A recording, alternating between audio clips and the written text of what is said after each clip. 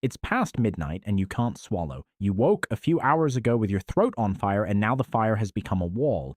Air goes in through a straw. Every breath is a negotiation. You are the most powerful man in the country and you are drowning in your own bed, sitting upright because lying down feels like dying faster. So you send for help and help comes. A man leans over you in the dark, sleeves rolled, and in his hand there's a small folding blade called a lancet.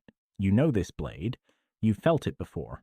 You tie off your own arm to make the vein stand up because you believe, everyone believes, that the sickness is in the blood and the blood has to come out.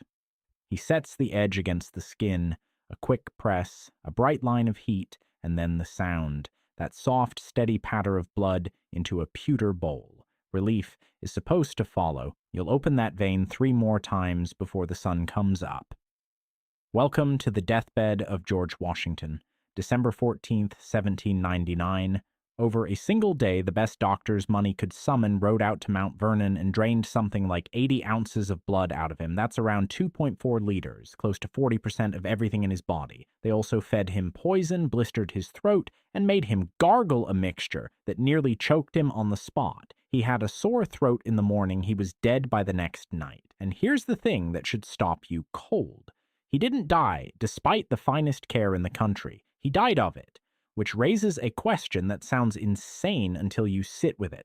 For about 100 years, call it 1750 to 1850, the single best predictor of surviving a serious illness wasn't your wealth. It wasn't access to the smartest physician for 1,000 miles. It was the opposite, being too poor to let anyone touch you. The peasant in the mud outlived the president in the mansion, over and over. Why? And I want to be honest with you up front, because the real answer is stranger than old medicine was bad.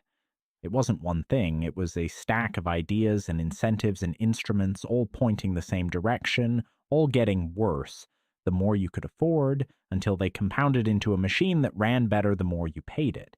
The rich could afford the cure. That's what killed them. Here's the picture you've probably got in your head.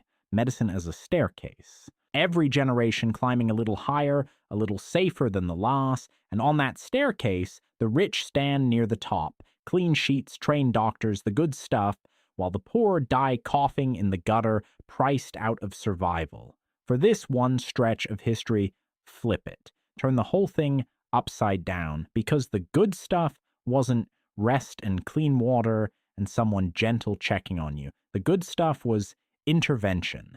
And the medicine of this era had exactly one core move: subtraction. Take something out of the body. Blood, obviously. But also everything else you could pull out of a human being. Through the stomach, through the bowels, through the skin, through the salivary glands. The sickness was a presence, and the cure was removal. So follow the money. What does wealth actually buy you here? It buys you a physician instead of a folk remedy. And a physician means more bleeding, deeper bleeding, done more often.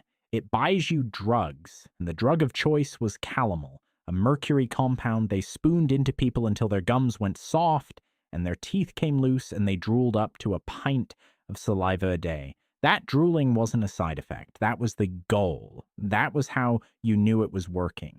Wealth buys you blistering.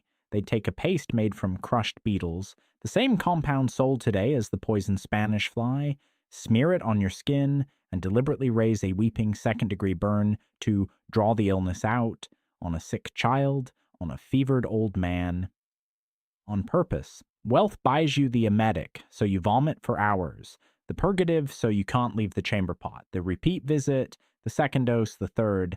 Now look at the poor person in the next village over. They can't afford any of it. No physician, no mercury, no beetle paste. What do? They get a bed, they get broth, they get a grandmother who tells them to sweat it out and wait. They get left alone. And I need you to really feel the shape of this, because it's the whole story. The wealth gradient and the harm gradient ran in the same direction. The more you could pay, the more they did to you. The more they did to you, the worse your odds. Money didn't buy you a way out of the danger. Money bought you a ticket deeper into it. And the deeper you went, the fewer people around you had any way to say stop. The president had the finest care in America at his bedside. That's precisely why he didn't see mourning. The rich could afford the cure. That's what killed them. Let's start with the blood, because everyone started with the blood. The technical name is venesection, phlebotomy if your doctor was fancy. And I know you've heard they used to bleed people 1,000 times. It's the punchline of every joke about old medicine. Leeches, haha, but I don't think you've ever sat inside what it actually was.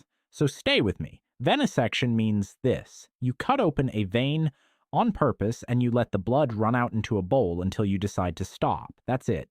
That's the number one first-line go-to treatment for almost everything. Fever, bleed. Headache, bleed. Pneumonia, a fall from a horse, a broken bone, a nosebleed. Yes, they treated bleeding with bleeding.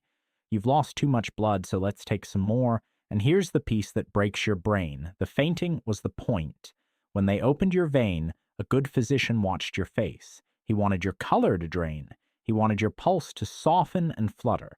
He wanted you to go pale and woozy and finally slump, because that swoon, that near collapse, was the sign the treatment had reached its target. You weren't being harmed, you were being cured into unconsciousness. Now scale it with money. A village barber might take a modest cupful and send you home, but the elite physician at the bedside of a wealthy man, he's confident, he's aggressive, he's earning his fee. So the bleeding is bigger and deeper, and it comes back around every few hours, which is exactly what you watched happen at Mount Vernon. Not one bleeding. A campaign. Roughly 2.4 liters pulled out of a 67-year-old man in under 12 hours while he sat there getting weaker and paler and colder. And every drop of that pallor read to the men in the room as progress. Meanwhile, the poor man across the valley with the same fever. Nobody owns a lancet on his street, so his blood stays inside his body where 4 billion years of evolution decided it should be. He shivers, he sweats, he keeps every ounce he's got, and his heart keeps something to pump. The best-paid hands in the country reached for the vein first. The empty-pocketed nobody kept his. The rich could afford the cure, that's what killed them. So they've emptied you of blood. Now they empty everything else. The star of the show is a fine white powder called calomel. Say it out loud and it almost sounds pleasant, like a flower. It's mercurous chloride. Mercury. The heavy metal we now treat as a hazmat spill. The thing that, if you break a thermometer, they evacuate the classroom over. They took that, ground it into powder, and fed it to sick people by the spoonful. To children. For teething. Here's what it does. Calomel is a violent purgative. Plain version, it makes you evacuate from both ends, hard, for hours until you're wrung out like a rag. But that's not even the part that should scare you. Push the dose higher, and the mercury starts poisoning you from the inside out, and the first place it shows up is your mouth. Your gums swell and start to bleed. Your breath turns to metal and rot. Your teeth loosen in their sockets and, one by one, fall out. And the saliva, your body desperate trying to flush the poison out any exit it can find, the saliva pours, up to a pint a day. A grown man sitting there with a basin under his chin, drooling without stop, unable to close his own mouth. And I need you to hear this because it's the whole horror in one line. That was the goal. Salivation was the technical endpoint. The physician wanted you drooling and toothless because that meant the mercury had taken hold, which meant it was working. In the worst cases, the jaw itself rotted, the tissue died and blackened, a thing they had a clean little name for. Mercurial gangrene, your face falling apart, billed as a cure. Now, who gets calomel? It costs money. It comes from an apothecary. It takes a physician to prescribe it and come back to dose it again and again because one round was never the plan. So the wealthy patient gets the full course, a spoon after spoon, visit after visit, deeper into the metal. And the poor man across the valley, he never sees the powder. Nobody's coming back to redose him. He keeps his teeth, he keeps his jaw, he keeps the lining of his own gut. He couldn't afford to be poisoned on schedule. The rich could afford the cure. That's what killed them. Now stop and ask the obvious question. Why? Why would intelligent, educated men at the top of their profession do any of this? Because none of it was random. That's the part that gets me. Behind the blood and the mercury sat a theory, a gorgeous, elegant, internally consistent, completely wrong theory. It's called humoralism, and it ran the show for 2,000 years. Here's the idea. Your body is filled with 4 fluids, the humors: blood, phlegm, yellow bile, black bile, and health, they said, is simply balance between the 4. You're well when they're in proportion. You get sick when one of them floods or spoils or piles up where it shouldn't. Fever? Too much hot, wet blood. So the logic writes itself. Too much of something means the cure is to remove that something. Bleed the excess blood, purge the bile, blister to draw out the corruption, sweat, vomit, drain, and look. I want to be fair to it. As a framework, it's beautiful. It explains everything. Fever, chills, a runny nose, a black mood, all of it slots neatly into too much or too little of one of the four. For a world with no microscopes, no germs, no idea what a cell even was, it's a genuinely brilliant guess. It feels true. But here's the fatal flaw, hiding inside the elegance. The theory only ever pointed one direction. Remove, subtract, take away. There was no humor you treated by adding, rest, or food, or time. And a system whose only instruction is take more out has no natural place to stop. Think about that. There is no dose in humoralism that says enough. If the patient isn't better, the theory doesn't say you went too far. It says you didn't go far enough. Bleed again. Purge again. The logic has no brakes. It only has an accelerator. So line the poor man back up next to the rich one. The same broken theory hangs over both their heads, but the poor man can only afford a little of it. One small bleeding, then the money runs out and the theory has to let him go. The rich man can afford all of it, round after round, because the theory keeps whispering more, and his purse keeps saying yes.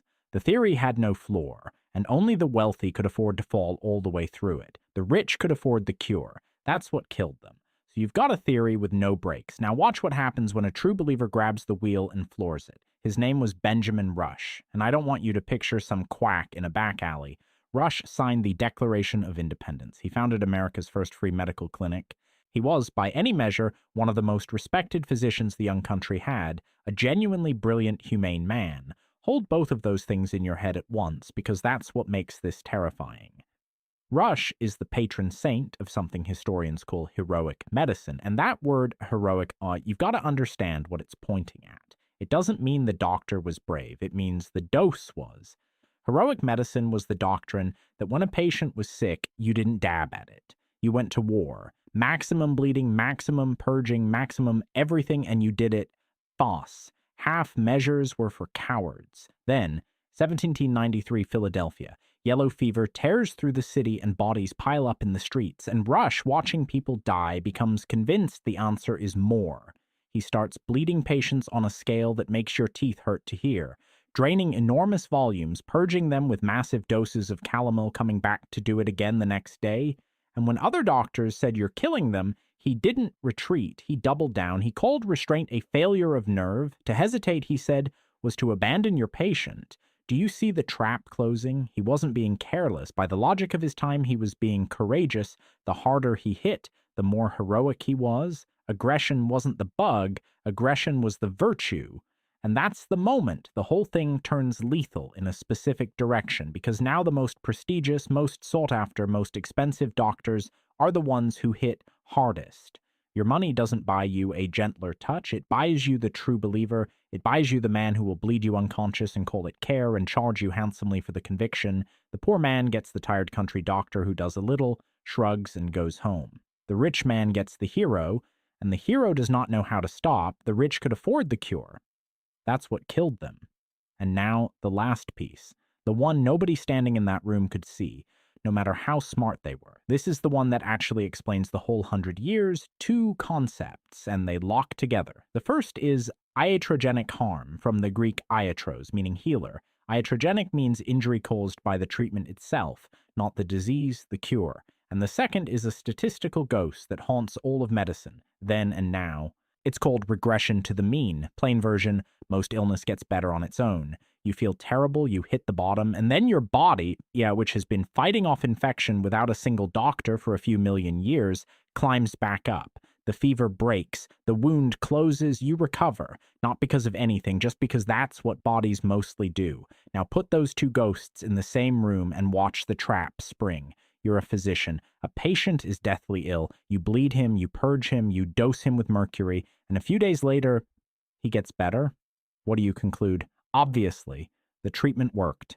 You saved him. You feel it in your bones, and so does he, and so does his grateful family, but you have no way, Ainanai, to see the other timeline, the one where you did nothing, and he also got better, only faster, without losing 2 liters of blood and half his teeth. He didn't recover because of you, he recovered in spite of you. Your treatment was a tax on his survival, and he paid it and lived and thanked you for the bill, and when a patient died, well, the disease was simply too strong. Never the cure. The cure was heroic.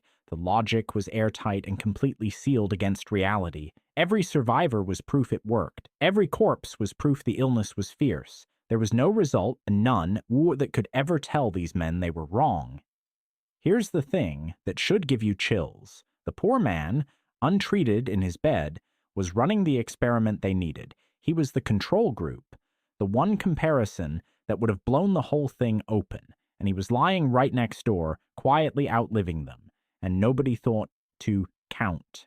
The rich bought certainty. The certainty was the disease. The rich could afford the cure. That's what killed them. So stack them, all 5, because none of these was the killer on its own. The killer was all of them at once, feeding each other, a theory with no breaks, layered under a doctrine that called stopping cowardice, handed to the most confident, best-paid physicians in the land, armed with a lancet, a mercury spoon, and a jar of beetle paste, and wrapped in a logic so perfectly sealed that no death could ever count as evidence against it. Every one of those pieces multiplies the one before it. Now think about what wealth does to that machine. It doesn't buy you out of it, it feeds it. Every dollar you have is another bleeding, another dose, another visit from the true believer who will not quit. Money is the fuel, and the machine turns fuel straight into harm, so there's a line, a threshold. Somewhere in the middle of all that treatment, the cure quietly overtakes the disease as the thing most likely to kill you. And here's the terrible symmetry. The more you could pay, the further past that line you got dragged. Poverty stopped you early by accident. Wealth carried you all the way over, and that's the flip. That's the whole thing turning inside out. The peasant in the mud, the one you pictured dying at the bottom of the staircase, his empty purse was a prescription. It bought him the one treatment on Earth that actually worked in 1799. Nothing. Rest, time, his own blood staying inside his body. The safest place to be sick in the age of heroic medicine was as far from a great doctor as you could get. The poor didn't survive because they were tougher. They survived because they were out of reach. So how did it end? Not the way you'd hope. No genius burst into the room with a cure. No single discovery. The age of heroic medicine died to something much quieter and much stranger. It died to arithmetic. In Paris, a physician named Pierre Louis did the thing nobody had bothered to do in 2,000 years. He counted. He took the patients who were bled and the patients who weren't, and he lined the numbers up side by side, and he simply looked. He called it the numerical method. We'd call it keeping score. And the ledger said the thing no doctor wanted to read, that all that heroic effort, all that blood and mercury and courage had changed almost nothing, except how fast people died. Sit with what that means. The great medical breakthrough of the era wasn't a drug. It was subtraction of a different kind, the humility to stop, to do less, to admit that the emptiest bed in the poorest house had been quietly right the whole time. The lancet didn't lose to a sharper blade. It lost to a man who finally kept count. And the score had been sitting there in plain sight for 100 years.